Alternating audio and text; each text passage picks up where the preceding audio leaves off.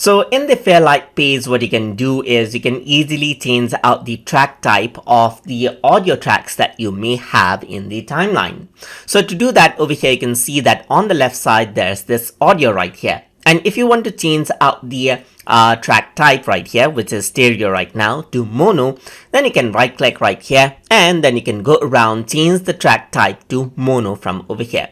Then what happens is that it changes out it to mono by picking only one of the channel that there is on a particular audio clip right here. You can also go around and right click and change the type back to stereo right here, or you can go around and change the type to 5.1 over here as well, which may be 5.1 or 5.1 film right here, and accordingly if there are tracks, then you will be able to see them right here.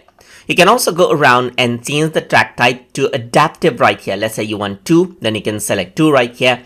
And sometimes you may have more than one audio. In that case, you can go around, change the track type right here. So you can go around, change the track type to adaptive, and you can go all the way up to 24, as you can see right here, if you have 24 tracks. And of course, you can go around and expand this out right here.